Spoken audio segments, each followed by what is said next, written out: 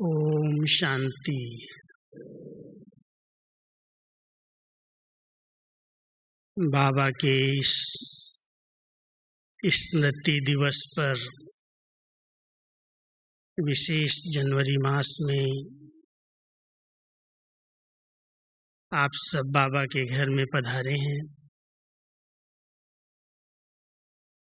ब्रह्मा बाबा की अव्यक्ति पालना का सभी को अच्छा अनुभव है।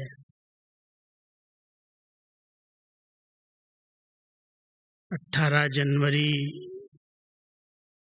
जो बाबा का अव्यक्ति दिन है, बाबा ने अपने बच्चों को अपने समान बना करके इस दिन बच्चों की ताजपोशी की।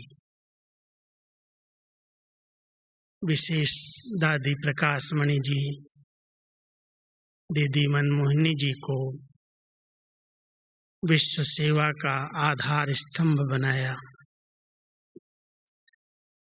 और आधार मूर्त आत्मा बन करके दादियों ने इतने बड़े विश्व का उद्धार करने के लिए बहुत सुंदर विश्व कल्याण की सेवाएं की। हम सबके सामने ब्रह्मा बाबा, मातेश्वरी, जगदम्बा सरस्वती, दीदी दादी और अन्य दादियाँ एक उदाहरण रूप हैं, जिन्होंने अपना सर्वस्व विश्व कल्याण के लिए समर्पित किया। अपने तन का, अपने आराम का ख्याल न करके दिन रात सर्वात्माओं का कल्याण कैसे हो, सबका उद्धार कैसे हो, उसी का चिंतन किया। और उसी के परिणाम स्वरूप हम सब देख रहे हैं, पूरे विश्व में चारों तरफ बाबा के अनेकानेक बच्चे एक उदाहरण स्वरूप बने हैं विश्व परिवर्तन के लिए। हम सब एक बहुत ऊंचा सम्मान स्मृति में रखकर इस पूरे वृक्ष को समय प्रति समय सकाश देते हैं, योगदान देते हैं। शिव बाबा बीज रूप हैं, वृक्षपति हैं और उनके द्वारा 2 पत्ते ब्रह्मा सरस्वती और उसके बाद हम सब बच्चे ग्रेट ग्रेट ग्रैंडफादर ब्रह्मा बाबा के साथ इस कल्प वृक्ष के तने में, जड़ों में बैठकर इस पूरे वृक्ष का आधार बनकर पूरे वृक्ष को शक्ति और सकाश देते हैं। आप सभी इस प्रकार से अगर योग अभ्यास करेंगे, इस सम्मान में रह करके कि हम ब्रह्मा बाबा और मम्मा के साथ इस कल्प वृक्ष की जड़ों में बैठकर पूरे वृक्ष को शक्ति दे रहे हैं, सकाश दे रहे हैं। इससे जितनी भी टाल टालियाँ, अनेक प्रकार के धर्म, मठ, पंथ वृक्ष से निकले हैं, उन सब के हम सब आधार स्तंभ हैं, आधार मूर्तियां हैं। हमारी ही चढ़ती कला के आधार से पूरे विश्व की चढ़ती कला होती है। जब हम आत्माएं गति और सद्गति को प्राप्त करती हैं, तभी सारे विश्व की आत्माओं को भी गति और सद्गति मिलती है। इसलिए इस ऊंचे सम्मान में स्थित होकर के मैं पूरे वृक्ष की सर्व आत्माओं की पूर्वज आत्मा हूँ। इस तने में, इस आधार स्तंभ पर बैठकर पूरे वृक्ष को शक्ति दे रहा हूँ, प्रकाश दे रहा हूँ। अभ्यास करते होंगे और देखा है वृक्ष का चित्र, कल्प वृक्ष का जो चित्र बनाया गया है वो इसी उद्देश्य से बना है कि पूरा वृक्ष जिसकी तने में ब्राह्मण आत्माएं तपस्या कर रही हैं और उससे ही थुर से एक आदि सनातन देवी देवता धर्म निकला जो आधा कल्प तक चला। उसके बाद इससे ही शाखाएं निकली, शाखाओं के बाद उपशाखाएं निकली और कई प्रकार के छोटे छोटे मठ पंथ निकले। अभी समय है इस पूरे वृक्ष के उद्धार का, क्योंकि वृक्ष सर्वात्माएं तमो प्रधान स्टेज को प्राप्त कर चुकी हैं। वृक्ष जड़ीभूत हो चुका है, इसलिए आवश्यकता है इसके परिवर्तन की, उद्धार करने की। और उस कार्य के लिए बाबा ने हम सब बच्चों को निमित्त बनाया है, आधार स्वरूप बनाया है।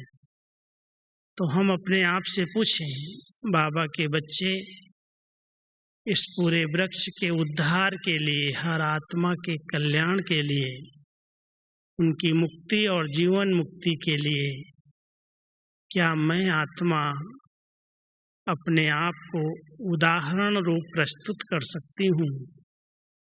ऐसा उदाहरण हूँ जो मुझे देखकर सब आत्माएं अपना जन्म सिद्ध अधिकार बाबा से वर्षे के रूप में ले लेंगे, क्योंकि हर एक का हक है।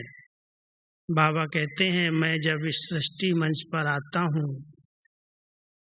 तो हर बच्चे को मुक्ति और जीवन मुक्ति का वर्षा देता हूँ।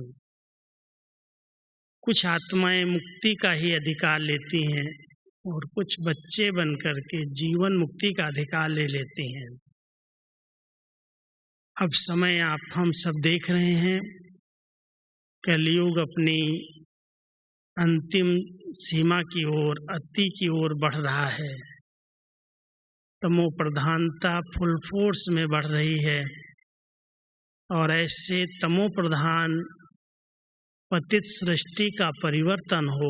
सर्वात्माएं चाहे इस वायुमंडल में भटक रही हैं, चाहे वो अपने जीवन में रहते हुए दुखी हैं, परेशान हैं, पुकार रही हैं, सहारा ढूंढ रही हैं, ऐसी आत्माओं के लिए हम सब आधार मूर्त आत्माएं हैं।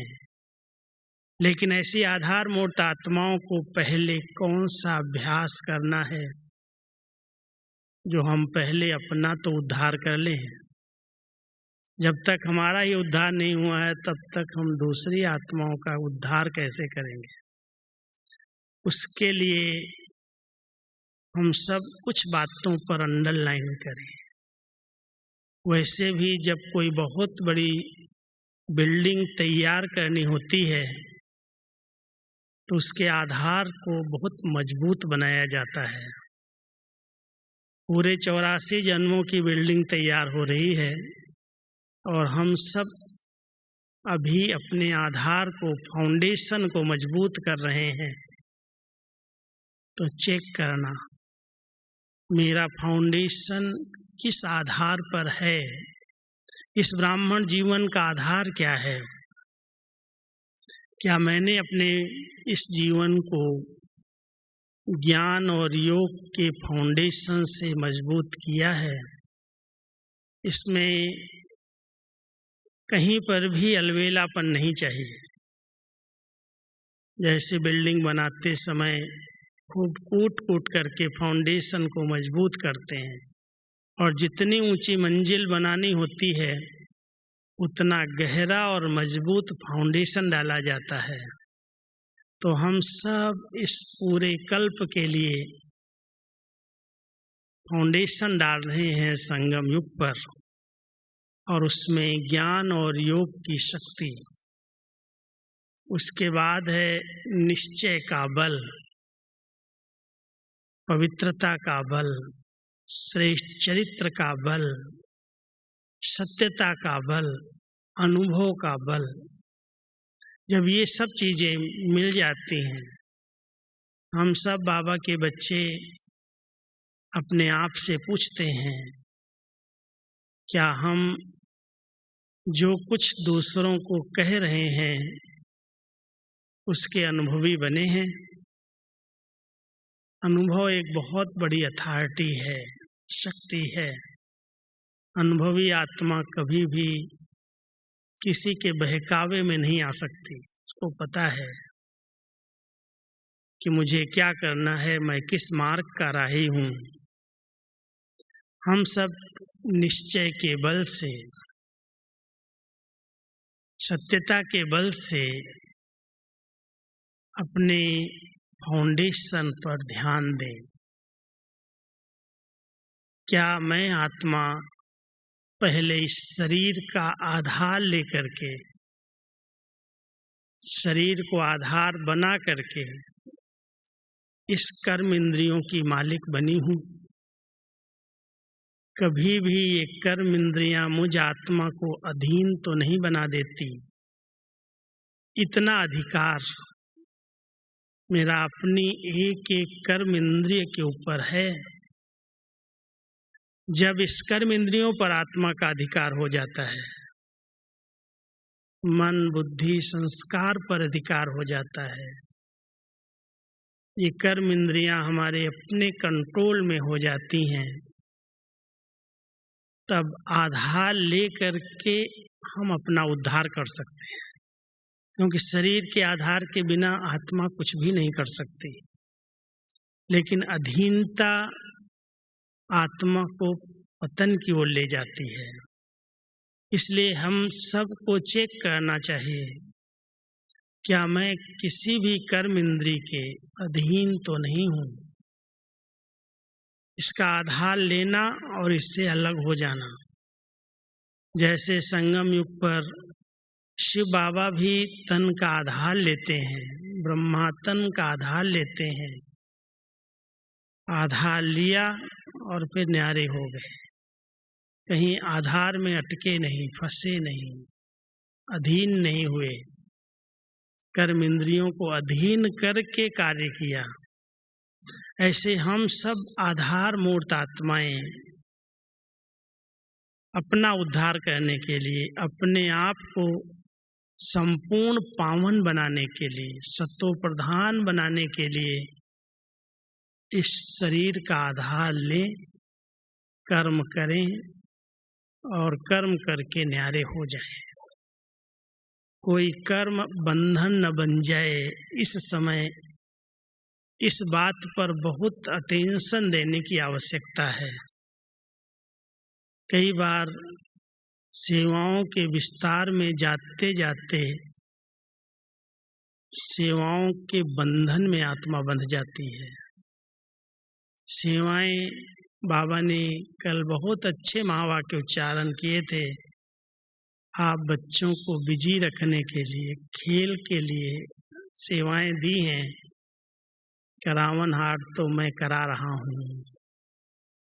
करावन हार करा रहा है और हम बच्चे निमित्त बन करके अपना भाग्य बनाने के लिए सेवाएं कर रहे हैं। सेवाएं करो, लेकिन सेवाएं ही स्थिति का आधार न बन जाएं। करते हुए अकर्तापन की स्थिति का अनुभव हो। कर्म किसी भी प्रकार के बंधन में आत्मा को न बांध लें। इस पर बहुत अटेंशन देना है, तब कर्म योगी स्थिति बनेगी। कर्म में न्यारा और प्यारापन आएगा। कोई भी कर्म इंद्रिय अपने अधीन नहीं बनाएगी। कर्म इंद्रियों से कोई भी कर्म नहीं होगा, पाप कर्म नहीं होगा। इसलिए ब्रह्मा बाबा ने जिस प्रकार कर्मयोगी बनकर के शरीर का आधार लिया, कर्म किया, कराया, डायरेक्शन दिए, बच्चों से हर प्रकार की सेवाएं कराई, लेकिन बंधे नहीं, न्यारे और प्यारे बन करके रहे। और उसका एक मूल आधार था, आप सबने सुना होगा, जो बाबा के नए नए बच्चे हैं उनको शायद न मालूम हो, लेकिन ब्रह्मा बाबा बनने के पहले, शिव बाबा की प्रवेशता के पहले ही 1932 में एक डायरी लिखी थी, बहुत गहरा अभ्यास किया था। जब बाबा को गुरुओं के सत्संग मिले, बाबा ने गुरु किए थे, 12 गुरु थे बाबा के अलग अलग, और उनके डायरेक्शन अनुसार जब बाबा माला जपते थे, ध्यान में बैठते थे, तो एक तरफ परिवार था, एक तरफ बहुत बड़ा बिजनेस था, बहुत बिजी लाइफ थी। उसके बीच में जब वो ध्यान करने बैठते थे तो मन भटकता था, एकाग्र नहीं होता था। तो बाबा अपनी दरबार लगाते थे, क्योंकि बाबा का राजाओं के साथ संबंध था, और राजाएं कैसे दरबार लगा करके अपने मंत्रियों से, अपने कार्य व्यवहार करने वाले कारोबारियों से पूछते थे कि आपकी जो प्रजा है वो आपके कहने अनुसार चलती है, आपका कारोबार कैसे चल रहा है। एक एक मंत्री से, एक एक राय सलाह के सलाहकारों से राजा हाल चाल पूछते हैं। ऐसे ही बाबा कहते, बच्चे आत्मा राजा है, और आत्मा के मुख्य 3 मंत्री हैं जो मन, बुद्धि और संस्कार चैतन्य रूप में हैं। और इसके बाद ये आँख, नाक, मुख, कान, हाथ जो बहुत सहयोगी इंद्रियां हैं, इनसे कभी एकांत में बैठ करके, अपनी सीट पर बैठ करके, राजा जब अपनी सीट पर बैठता है तब कर्मचारियों से पूछ सकता है, मंत्रियों से बात करता है कि आपकी रैयत, आपकी प्रजा आपके अधीन कंट्रोल में है। तो बाबा अपनी दरबार लगाते थे और पूछते थे, हे मन वजीर, तुम भटकता क्यों है? तुम क्यों नहीं प्रभु का ध्यान करने देता है? तो क्यों नहीं एकाग्र होता है? तुझको किस चीज की आवश्यकता है? ऐसे बहुत प्यार से उससे बातें करते थे। तो मैं समझता हूँ आप सभी भी जब एकांत में बैठते हो, केवल योग नहीं करो, लेकिन मन, बुद्धि, संस्कार और अपनी कर्म इंद्रियों से जो समय पर समय आत्मा को अधीन बना देती हैं, उनसे बातें करो। तुमको क्या चाहिए? तुम एकाग्र क्यों नहीं होते हो? तुम्हारे को कौन सी तकलीफ है? तो एक एक इंद्रिय से बात करने से कंट्रोल में आ जाए। फिर आत्मा प्रवेश करके जैसे आधार लिया, कर्म कराया और फिर न्यारी हो गई। ये अभ्यास आत्मा को सब प्रकार के विकर्मों से, बुराइयों से मुक्त कर देगा, उसका उद्धार हो जाएगा। और जब ऐसे हम सब अपना उद्धार करेंगे, विकारी संकल्पों से, विकल्पों से अपने आप को मुक्त कर लेंगे, तब हम दूसरी आत्माओं के लिए उदाहरण रूप बन सकते हैं। कई बार बाबा अपने बच्चों को एक स्लोगन देते हैं, बच्चे याद रखो, जो कर्म मैं करूँगा मुझे देख सब करेंगे। जिस प्रकार की वृत्तियाँ, जिस प्रकार की स्थिति मुझ आत्मा की है, उसी प्रकार का वायुमंडल बनेगा, उसी प्रकार से लोग मुझे देखकर फॉलो करेंगे। हम आधार मूर्त आत्माएं हैं। इस ऊंचे नशे में, समान में रह करके हम कई प्रकार के अलबेलेपन से मुक्त हो सकती हैं।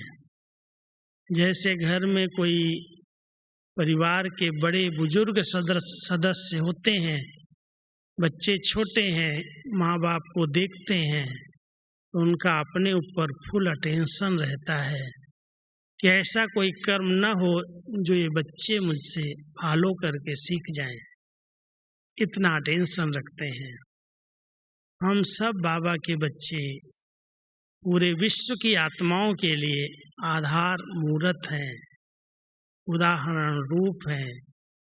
भले कोई कहता है, जैसे एक छोटा सा मिसाल आपको बताता हूँ, कभी कभी कोई कहते हैं आप सब इतना समय से योग कर रहे हैं, पवित्रता का व्रत पालन कर रहे हैं, बाबा आपके साथ है, फिर भी आप इतनी परहेज करते हैं जैसे पता नहीं अगर मेरे घर में आप पानी पी लेंगे, खा लेंगे तो आपके ऊपर बहुत बड़ा प्रभाव पड़ जाएगा।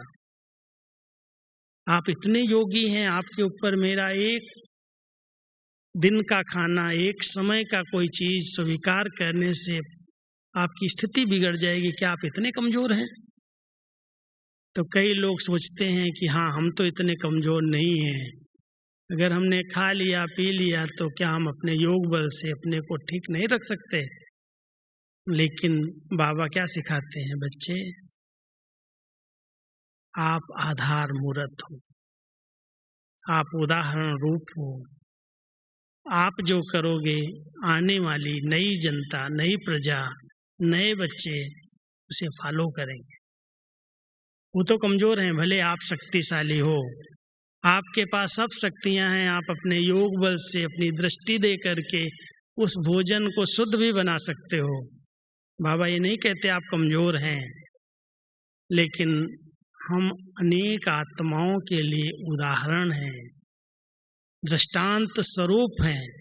हमें देख कर के लोग सीखेंगे, फॉलो करेंगे।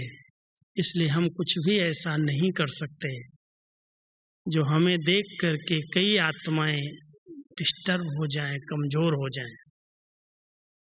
कई ऐसी ईश्वरीय नियम मर्यादाएं हैं जिनको हम अलबेलेपन से लेकर के कई आत्माओं के अकल्याण के निमित्त बन जाते हैं। इसलिए जितना हम स्ट्रिक्ट रहेंगे, जितना हम अपने नियम और मर्यादाओं में दृढ़ता से चलेंगे, उतना अन्य आत्माएं मुझसे प्रेरणा लेंगी। मैं उनके लिए एक उदाहरण मूर्त बनूं, उदाहरण रूप बनूं, जो देख कर के कहें इस भाई की कितनी अच्छी स्थिति है। ऐसे नहीं है तो 10 साल 20 साल से ज्ञान में चलता है, इसी ने अपने क्रोध को नहीं जीता है, मैं कैसे जी सकता हूँ? चेक करना। अगर उदाहरण रूप हैं, हम सब दूसरों का उद्धार करना चाहते हैं, तो हमें अपने आप को पहले बहुत अच्छी ट्रेनिंग देनी होगी, अपने आप से बातें करनी होगी कि एक एक बात जो बाबा हम बच्चों को कह रहे हैं या हम दूसरों को सिखा रहे हैं, तो सिखाने वालों को पहले खुद को देखना है कि क्या मैं करता हूँ, मेरे जीवन में है। मान लो कोई आज निमित्त हैं सेवा केंद्र संभालने के, सेवाओं के, और वो दूसरों को बहुत अच्छी तरह से क्लास कराते हैं, ज्ञान देते हैं, विकारों पर जीत पाने की विधियां बताते हैं, लेकिन खुद कोई न कोई विकार के अधीन हो जाते हैं, खुद की आसक्तियां खत्म नहीं हुई हैं और दूसरों को अनासक्त बनने का पाठ पढ़ाते हैं। खुद का क्रोध गया नहीं है और दूसरों को कहते हैं क्रोध महाशत्रु है, क्या प्रभाव पड़ेगा? उदाहरण मूर्त आत्माएं जो उदाहरण है पूरे ब्राह्मण परिवार के लिए, पूरे विश्व के उद्धार के निमित्त हैं, उन्हें बहुत महीनता से अपने ऊपर अटेंशन देना होगा। जो कुछ हम दूसरों को कह रहे हैं वो हमें पहले खुद को अपने जीवन में उतारना है। अभी बाबा कई बार इशारा कर रहे हैं, बच्चे वाणी से कह करके सुधारने का समय खत्म हो गया। वाणी से कोई सुधरता नहीं है, लेकिन आपकी जीवन को देख करके, आपकी स्थिति को देख करके लोगों को प्रेरणा प्राप्त होगी, वो बदल जाएंगे, परिवर्तन हो जाएंगे। इसलिए चाल और चलन से जब बच्चे सेवा करेंगे तब बाबा की प्रत्यक्षता होगी। जब व्यवहार ऐसा हो जाएगा जब आपके जीवन में ये दिव्य गुण स्पष्ट दिखाई देने लगेंगे कि हाँ, ये जो कह रहे हैं मधुरता से व्यवहार करना चाहिए, नेचर बड़ी सरल चित्त होनी चाहिए, हर एक को सम्मान देना चाहिए, हर एक के प्रति शुभ भावना रखनी चाहिए, तो ये आत्मा इसका एक उदाहरण है। इस उदाहरण को देख करके हम सीख गए हैं कि हमें भी ऐसा बनना है। हर एक को ये बात परिवार के अंदर, मान लो आप एक हैं, अकेले ज्ञान में चलते हैं, आपके परिवार के सदस्य आपसे क्या अपेक्षा रखते हैं कि ज्ञान तो बड़ा ऊंचा है, ज्ञान तो बहुत अच्छा है इनके पास, लेकिन इनकी जीवन में वो बात कहाँ तक उतरी है वो देखते हैं, फिर आपको फॉलो करते हैं, फिर आपका कहना सुनते हैं, मानते हैं। कल एक बहुत अच्छी बात बाबा कह रहे थे, कल की अव्यक्त वाणी के अंदर बाबा ने कहा कि अगर आप बच्चे अंदर से हर्षित रहते हो, दिल खुश मिठाई खाते हो, खुशी आपके जीवन में दिखाई देती है, तो भले कोई सामने वाले सामने गाली भी देते हो, ग्लानि भी करते हो, लेकिन अंदर से महसूस करते हैं कि इनको बहुत अच्छी शिक्षा मिलती है, इनका जीवन बहुत अच्छा है, महान है। अंदर से वो रिस्पेक्ट देते हैं, ऊपर से भले विरोध करते हो। इसलिए हम सब ध्यान दें, जहाँ पर भी हम जाते हैं, जहाँ पर हमारे व्यवहार हैं, संबंध हैं, संपर्क हैं, लोगों को अभी पता है कि ब्रह्मा कुमारियों की शिक्षाएं क्या हैं, इनकी प्रैक्टिकल धारणाएं क्या हैं। अगर जरा भी कहीं लूज होते हैं तो पता क्या कहते हैं, क्या अभी आपकी संस्था में इस बात की छुट्टी मिल गई है, खाने की, पीने की, बोलने की, चलने की, घूमने की, आपके यहाँ छुट्टी हो गई है क्या? पहले तो आप लोग बड़े स्ट्रिक्ट थे, अभी क्या हो गया? हर एक बात पर ध्यान देता है। इसलिए हम सबको उदाहरण रूप बनना है। ऐसा उदाहरण बन जाओ, ऐसे एग्जाम्पल बन जाओ, जो लोग आपको देख करके कहें हाँ, इन ब्रह्मा कुमारियों की शिक्षाएं बहुत ऊंची हैं, बहुत महान हैं। और वो सिर्फ कहते नहीं हैं, लेकिन इनके जीवन में दिखाई देता है। कहने वाले पंडित तो बहुत हैं, बहुत लोग दूसरों को उपदेश देते हैं। बाबा के बच्चे भी अगर उपदेश देने वाले बन गए तो उपदेश का असर नहीं पड़ता। हम आदर्श बनते हैं, उपदेश नहीं देते। इसलिए हम सब बाबा के बच्चों को एक संकल्प लेना चाहिए कि कोई भी ऐसे संस्कार हैं, कोई भी ऐसे कमियां हैं, कमजोरियां हैं, जो अंदर से लगता है कि हमारे ब्राह्मण जीवन का ये विघ्न है, हमारी ऊंची स्थिति में विघ्न है, मुझे इसे परिवर्तन करना है। पहरा देना होगा, अटेंशन रखना होगा, अपने आप से बात करनी होगी, अपने आप को तपाना पड़ेगा। नहीं तो इतनी जल्दी ये विकार विदाई नहीं लेते, कहीं न कहीं से अपना वार करते हैं। अच्छे संग में, अच्छे अध्ययन से, मुरली सुनने से, ब्रह्मा भोजन खाने से, योग करने से कई बार ये संस्कार दब जाते हैं, अंदर अंदर छिपे रहते हैं। लेकिन जब वातावरण मिलता है, माहौल मिलता है, क्या होता है, फिर से बाहर आ जाते हैं।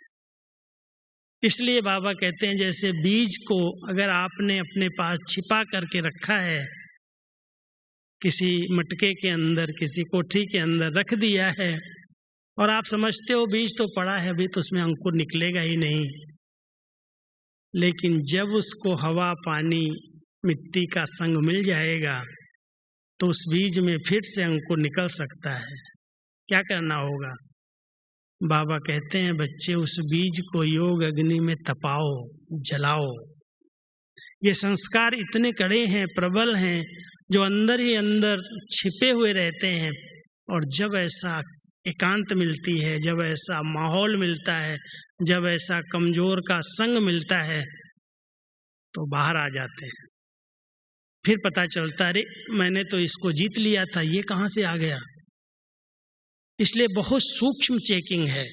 ऊपर ऊपर से ज्ञान सुन लिया, मुरली सुन ली, अच्छा अच्छा कहा, ब्राह्मण जीवन में आ गए, ब्रह्मा कुमार और ब्रह्मा कुमारी बन गए, वो तो ठीक है, लेकिन हमारे संस्कारों में दिव्यता आ जाए, रूहानियत आ जाए, अलौकिकता आ जाए, साधारणता खत्म हो जाए, तब लोगों पर प्रभाव पड़ेगा। इनके जीवन में, इनके चलन और चेहरे पर इतनी दुखमय वातावरण के बीच में, चारों ओर तनाव के वातावरण के बीच में, इनको कोई प्रभाव नहीं पड़ता, इनके ऊपर कोई असर नहीं होता। कभी कोई दुख के चिन्ह इनके आवाज में नहीं दिखाई देते, इनकी शकल में नहीं दिखाई देते। आखिर भी इनको क्या मिला है, कौन मिला है? फिर ध्यान जाएगा बनाने वाले पर। इसलिए बाबा कहते हैं, बच्चे अपने जीवन के अंदर इन दिव्य गुणों को जितना हो सकता बातें करो, ये हमारे जीवन में आ जाएं, चेहरे पर आ जाएं, बोलने में आ जाएं, व्यवहार में आ जाएं। कितने भी ऐसी बातें आए संगठन में, व्यवहार में, परिस्थितियां तो आती ही हैं। कोई कुछ कहता है, कोई कुछ कहेगा।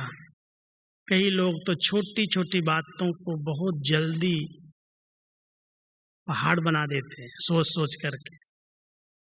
कोई ने कुछ कह दिया, रिस्पेक्ट नहीं दिया, सम्मान नहीं दिया, प्यार से बात नहीं की। कई बार होता है, अगर कोई ने मुझे ऐसे प्यार से स्नेह से नहीं देखा, मेरा मूड खराब हो गया। क्या हो गया मेरे से, पता नहीं है, क्यों नहीं मेरे को देखता है, क्यों नहीं मेरे से बात करता है, कोई मेरे से भूल तो नहीं हो गई। बाबा कहता ऐसे छुई मुई नहीं बनो।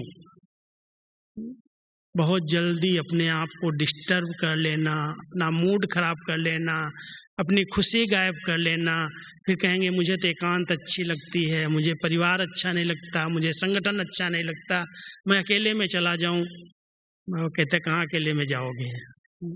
कईयों को बाबा तो अच्छा लगता है, लेकिन परिवार अच्छा नहीं लगता। संस्कार ऐसे हैं, स्वभाव ऐसे हैं, कहते क्या हैं, कैसे कैसे डिस्टर्ब कर देते हैं। छोटी छोटी बातों को लेकर के अपने आप को अपसेट कर लेना। बाबा कहता है बच्चे सीट पर सेट रहो, और बच्चे अपने आप को छोटी सी बात में अपसेट कर लें। कोई ने मुझे नहीं बोला, नहीं मान दिया, नहीं बात किया, हो सकता है उसकी अपनी कोई प्रॉब्लम हो। हम अपने आप को क्यों दुखी करते, क्यों निराश और उदास हो जाएं, क्यों अपनी खुशी को गायब कर लें। इसलिए बाबा का एक बहुत प्यारा शब्द कुछ दिन पहले मुरली में आया था, ये जो फीलिंग का फ्लू है, इस फीलिंग के फ्लू को समाप्त करो, नहीं तो कहीं ना कहीं आपको शेक करेगा, हिलाएगा, हलचल में ले आएगा। कुछ भी हो जाए, कभी भी मूड खराब ना हो, एक रस खुशनुमा मूड रहे। परिस्थितियां आती हैं, बातें आती हैं, किसके सामने नहीं आएंगी। जहाँ परिवार है, संगठन है, व्यवहार है, बिजनेस है, वहाँ पर बातें तो स्वाभाविक हैं, आएंगी ही। हम इतना पक्के होकर के चलें कि बातें आएंगी, मैं इसको पार कर लूँगा। बाबा कई बार कहते हैं जहाँ बातें हैं वहाँ बाप नहीं है, और जहाँ बाप है वहाँ बातें हैं ही नहीं। इसलिए कोई भी बातें हों, कोई परवाह करने की जरूरत नहीं है। सब अच्छे से अच्छे हैं, सब अच्छे हैं। उनके प्रति हमारी भावनाएं परिवर्तन न हो। कई बार ऐसा होता है, हम उनके प्रति गलत विचार अंदर अंदर रखते हैं, तो उसी प्रकार से उसका रिफ्लेक्शन आता है, उसी प्रकार से उसके द्वारा हमें जवाब आता है। हम किसी भी आत्मा के प्रति ऐसे साधारण और नेगेटिव संकल्प क्यों करें कि यही ऐसा, ये करेगा ही ऐसा। हो सकता है हमारे संकल्पों से उस पर वो प्रभाव पड़ जाए। इसलिए बहुत अटेंशन देना। हम सब उद्धार मूर्त आत्माएं हैं, आधार मूर्त आत्माएं हैं। हम अपनी स्थिति से इस विश्व की अनेक परिस्थितियों को बदलने वाले हैं। जितनी हमारी श्रेष्ठ एक रस स्थिति है, खुशनुमा स्थिति है, दिल खुश स्थिति है, उतना हमारी स्थिति का प्रभाव वायुमंडल पर, वातावरण पर पड़ता है। अनेक आत्माएं उससे प्रभावित होती हैं। हम उनके लिए एक उदाहरण मूर्त बन जाते हैं। हमें देख कर के उनको सीखने को मिलता है, यहाँ ऐसे रहना चाहिए, ऐसे करना चाहिए। कई छोटी सी सेवा में बिजी होते हैं, थोड़ी सी सेवा की और इतना दिखाते हैं मैं तो बहुत बिजी हूँ, मैं तो बहुत बिजी हूँ। और कई इतनी सेवाएं करते हुए भी इतना इजी रहते हैं जैसे इसके पास कोई सेवा ही नहीं है। प्रभाव किसका पड़ेगा? इतनी सेवाएं करते हुए कभी दिखावा नहीं किया कि मैं कर रहा हूँ, मैंने किया, मैं नहीं करता तो कोई नहीं करता। बाबा कहता बच्चे इस मैं को मारो, करावनहार करा रहा है, करनहार आत्माएं कर रही हैं, करते चलो करते चलो, अपने आप बाबा अपना बच्चों का भाग्य बना लेगा। लेकिन मैंने किया है तो उसका मैं तो कुछ तो लोगों को पता चले, कुछ तो पूछें क्या कैसे किया। किसी भी प्रकार की इच्छा अगर है तो बाबा कहते हैं इच्छाएं तुमको अच्छा बनने नहीं देंगी। क्यों नाम मान शान की इच्छा रख करके हम काम करें? बाबा का दिया हुआ है, कोई विशेषता मेरे अंदर है, बाबा ने उभरी है, दी हुई उसकी विशेषता अगर मेरी सेवा में लग रही है तो मेरा भाग्य बन रहा है। लेकिन कई बार उस विशेषता का अभिमान आ जाता है। आधार मूर्त आत्माएं अभिमान और अपमान इन दो बातों से मुक्त रहती हैं। अगर अभिमान की फीलिंग आती है, छोटी छोटी बातों में मैं आता है, मुझे पूछा नहीं गया, मेरे से बात नहीं की, मेरी प्लानिंग को सुना ही नहीं, मैं तो बहुत बुद्धि से अच्छी बात सोच करके बाबा की टचिंग बता रहा था, ये बहनें अपने नशे में रहती हैं। कई बार ऐसे बुद्धिमान बाबा के बच्चे अपने आप को समझदार समझ करके अपने को डिस्टर्ब कर लेते हैं। बाबा कहता बच्चे डिस्टर्ब नहीं हो जाओ, अपनी बात दो, लेकिन एक बैलेंस रख करके दो। मालिक बन करके अपनी बात दो, मालिक हो, लेकिन अब मानी गई या नहीं मानी गई, उन्होंने स्वीकार किया नहीं स्वीकार की, उसकी पीठ नहीं करो, बालक बन जाओ। जब बालक और मालिकपन का बैलेंस रहेगा तो आपकी स्थिति बड़ी अच्छी खुशनुमा रह सकती है, एक रस रह सकती है, संगठन में आप सफल हो सकते हैं। नहीं तो कहीं पर भी, मैं तो बहुत समझ से अनुभव से ये बात कही, लेकिन यहाँ पर तो कोई उसकी कदर ही नहीं है, कोई सुनता ही नहीं है, कोई मानता ही नहीं है।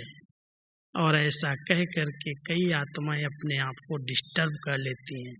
अब अगर डिस्टर्ब करने, मान लो आप 10 साल से ज्ञान में हैं और 2 साल वाली आत्मा जो आपके पास आ रही है वो तो आपको देखेगी इन्होंने 10 साल में अपना परिवर्तन क्या किया।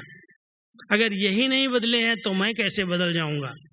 अगर इनका ही टेंशन दूर नहीं हुआ, यही तनाव मुक्त नहीं हुए, तो मेरा तनाव यहाँ से कैसे दूर हो जाएगा।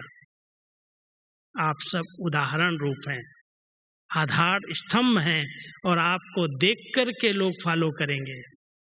इसलिए हमेशा बड़ों को छोटों का ध्यान रखना चाहिए, उनके उद्धार के निमित्त हैं हम सब। वैसे उद्धार तो बाबा ही सबका करने वाला है, लेकिन फिर भी बाबा ने अपने बच्चों को निमित्त बनाया है, आधार मूर्त बनाया है, तो हम आधार मूर्त बन करके अपने उदाहरण से, अपने जीवन से, अपने व्यवहार से अन्य आत्माओं के उद्धार के निमित्त बने। ऐसा संकल्प करके पूरे विश्व की आत्माओं को वर्तमान समय की जो आवश्यकता है, ध्यान दो, अपने लिए ही समय नहीं है, मुझे विश्व के लिए समय देना है। बहुत सी आत्माएं दिन प्रतिदिन तमो प्रधानता के कारण परेशानी का अनुभव कर रही हैं, दुखी हैं, अशांत हैं, पुकार रही हैं, अंदर से परेशान हैं। ऐसी आत्माओं को सकाश दो, आधार मूर्त बन करके फाउंडेशन में बैठ करके पूरे वृक्ष को, अपनी वंशावली को, अपनी बिरादरी को इमर्ज करो सामने। कितनी बड़ी वंशावली है हमारी, इतनी अरबों आत्माएं इस नाटक के अंदर जो खेल खेलने आई हैं, उन सब की पूर्वज आत्माएं हम सब हैं। ग्रेट ग्रेट ग्रैंडफादर के साथ इन सब को ऊपर से उतारने वाली हम आत्माएं हैं। इनका उद्धार करने के लिए हमें निमित्त बनाया है बाबा ने। ऐसे उदाहरण रूप बन करके हम सब अपने कर्मों पर, अपनी चलन पर, अपने व्यवहार पर विशेष अटेंशन दें। ये सब मुझे देख करके सीखेंगे। मैं कैसे क्लास में आता हूँ, कैसे मैं रेगुलर स्टूडेंट हूँ, कैसे मैं प्यार से हर बात रिस्पेक्ट से सुनता हूँ, रिस्पेक्ट देता हूँ। अगर हम ही एक दूसरे को रिस्पेक्ट नहीं देंगे, हम ही एक दूसरे की बात को कट करेंगे, तो आने वाले क्या सीखेंगे। इसलिए जो बड़े हैं, जो अनुभवी हैं, जो पुराने हैं, उनके ऊपर और ज़्यादा जवाबदारी है। बाबा कहता है जवाबदारी भारी बनाने वाली नहीं है, ये जवाबदारी आपको अधिकारी बनाने वाली है। हम बाबा के अधिकारी बच्चे, सपूत बच्चे बन जाएं। बाबा मुझे अनेक प्रकार की ब्लेसिंग्स दे, दुआएं दे, वरदान दे। ये बच्चा कितना सपूत है, कितना आज्ञाकारी है, कितनी आत्माओं के कल्याण के, उद्धार माना कल्याण, उनके निमित्त बना हुआ है। इसको देख करके कितने लोग अपने जीवन को आदर्श बना रहे हैं, महान बना रहे हैं। ऐसा उदाहरण रूप में सबको बनना है। ठीक है, आज मैं आपको एक खुशखबरी सुनाऊंगा, क्योंकि हमारे बाबा के बच्चे मुरली में, साकार बाबा की मुरली में कुछ ऐसे शब्द हैं जिनके अर्थ को नहीं समझ पाते हैं। कुछ ऐसी कहानियां बाबा कभी कभी सुनाते हैं, जैसे हातम ताई की कहानी, गुलबकावली की कहानी। हम लोग आजकल के ज़माने के उन कहानियों के बारे में जानते ही नहीं हैं। मुरली में आती है कि ये कहानी बाबा ने किसी रूप से सुना दी, कहाँ से बाबा ने पढ़ी, किस किताब से पढ़ी, कहाँ की कहानी है और ये इस समय क्यों लागू की गई। तो इस पर एक बहुत सुंदर ऐप तैयार किया गया है और हैदराबाद में हमारी कुलदीप दीदी ने और विशेष करके उनके साथ सोमलता बहन और आईटी ग्रुप ने, 5-6 भाई बहनों ने मिल करके एक बहुत सुंदर ऐप बनाया है, तैयार किया है, जिसमें करीब 3000 शब्द बाबा की मुरलियों से उन्होंने सेलेक्ट किए और उसके अर्थ खुद भी बड़े पुरानी दीदियां तो जानती हैं, जो साकार बाबा के समय की हैं, उनको पता है कि बाबा ने कैसे बताया, क्या कहा है।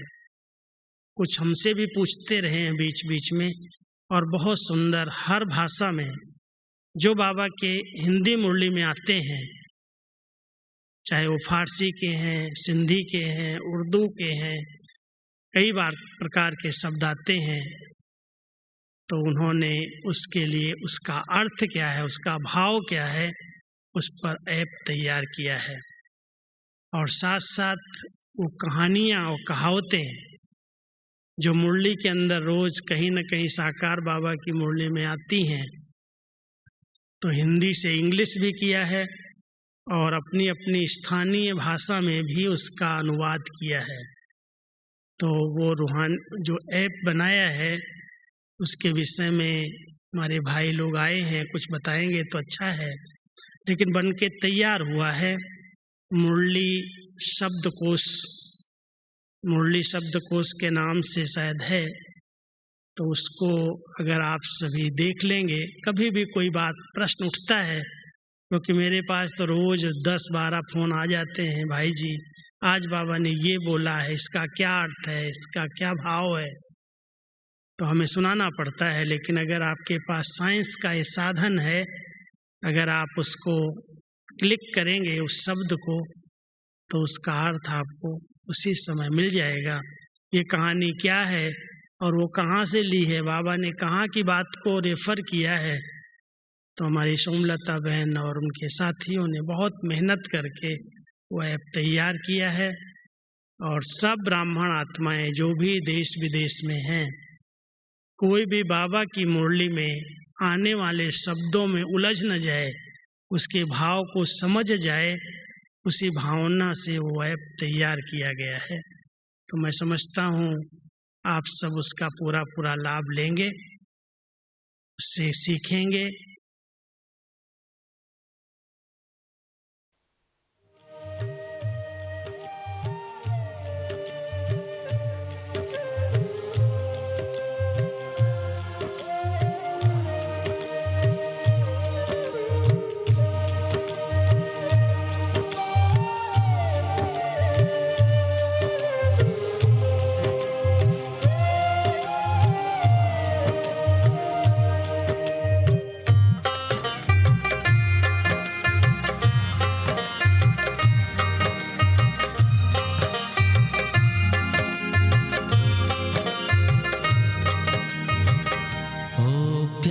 ब्रह्मा बाबा कितने निरहंकारी, ओ प्यारे ब्रह्मा बाबा कितने निरहंकारी। कितनों का भाग्य जगाया त्याग तप ने तुम्हारी, कितनों का भाग्य जगाया